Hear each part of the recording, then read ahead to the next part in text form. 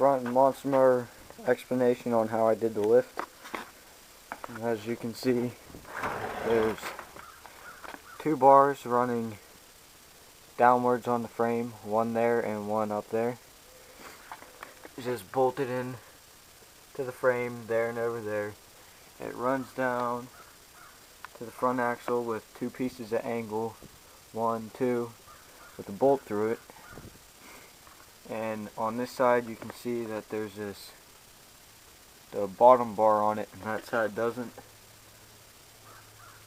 Well, you see how there's about an inch there, well, half inch, 3/4 inch, where this angle is. You need to get this piece of angle as far down low below the axle, not below the axle, but this top piece should probably be right where this bottom piece of the angle is. I had to make this bar, which it doesn't even flex on this side anymore, really, because first day I had it out, I took it through a ditch and the front axle completely bent backwards and broke my old shocks. But you can see this bar running up there, this one, it's to keep the tractor from moving side to side and the axle from moving side to side, but it doesn't work out really well, because whenever you push down on the suspension, see if I can show you guys what I mean. Whenever you push down on the tractor to make it flex, see, that ain't even gonna work. Right like that. See if we can do that. It tends to want to go towards whatever way the bar is pointing. The bar is pointing up this way, so you can, I don't know if you can see that, but the whole frame wants to move over that way. And then all I did was existing holes on the frame. I mounted the shocks, same with the axles. There's it's a 9 3/8 bolt, runs all the way through here to the other side with a washer, 2 washers cut specially so that this bolt doesn't slide through the axle. And then for the, well, I'd say traction bar, I got a piece of angle and bolted that into where the shock goes. So basically it's kind of a 3-link suspension design. Don't worry about this snowplow mount, but basically 3-link suspension, but doesn't work correctly. Now to move on to the back. I took a Peerless 700 tranny that they use normally in racing mowers, and I flipped it upside down to get the chain shorter. See if I can go on the other side, see if you can see the chain better. The chain shorter, I made a little tensioner pulley to keep the chain tight all the time. Kind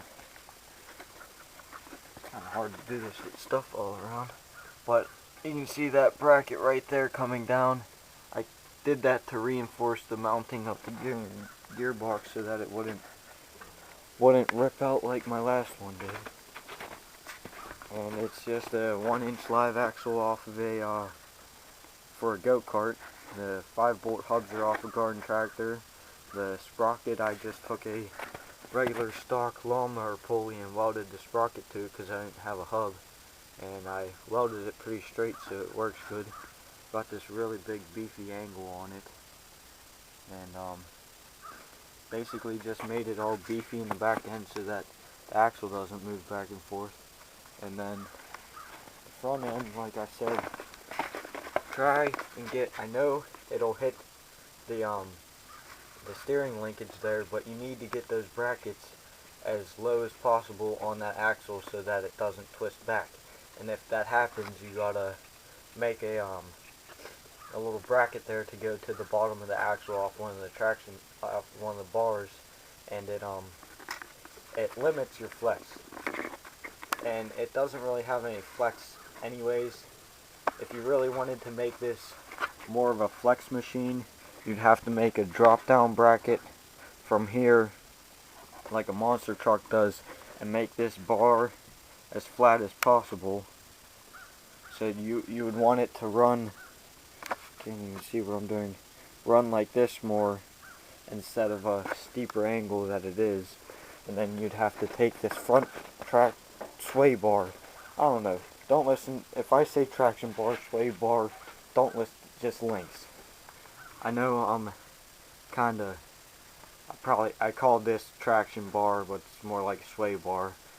But if you want it to more of a flex, this link that goes sideways instead of parallel with the frame, you need to have this mount.